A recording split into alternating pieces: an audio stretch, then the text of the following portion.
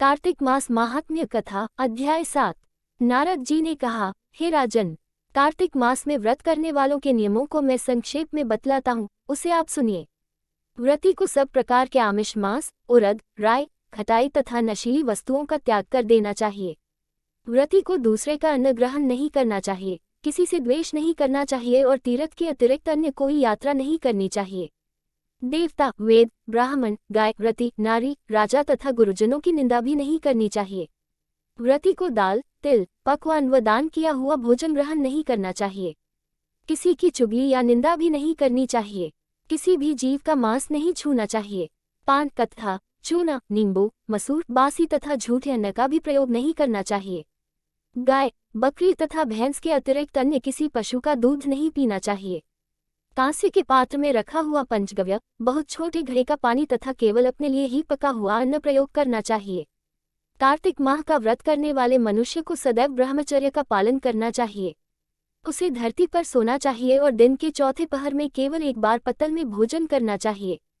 व्रती कार्तिक माह में केवल नरक चतुर्दशी, जिसे छोटी दिवाली भी कहा जाता है, के दिन ही शरीर में तेल लगा सकता है।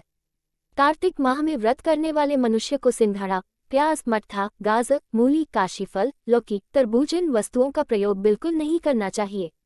रजस्वला, चांडाल, पापी, मलेच्छ, पतित, व्रतहीन, ब्राह्मणद्रोही और नास्तिकों से बातचीत नहीं करनी चाहिए।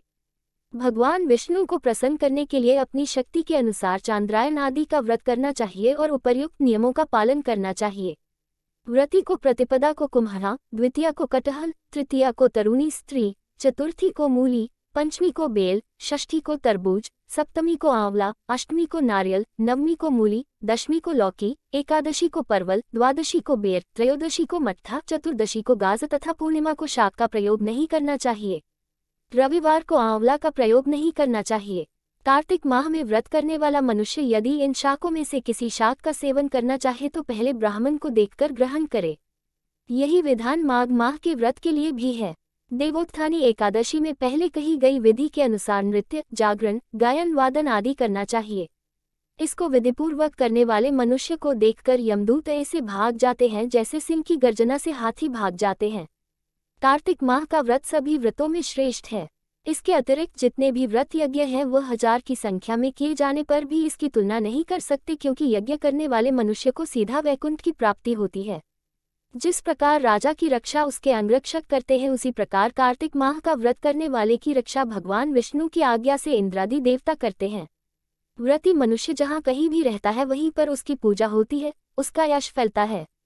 उसके निवास स्थान पर भूत, पिशाच आदि कोई भी नहीं रह पाते। विधि पूर्वक कार्तिक माह का व्रत करने वाले मनुष्यों के पुण्यों का वर्णन करने में ब्रह्मा जी भी असमर्थ हैं। यह व्रत सभी पापों को नष्ट करने वाला, पुत्र पौत्र प्रदान करने वाला और धन धान्य की वृद्धि करने वाला है।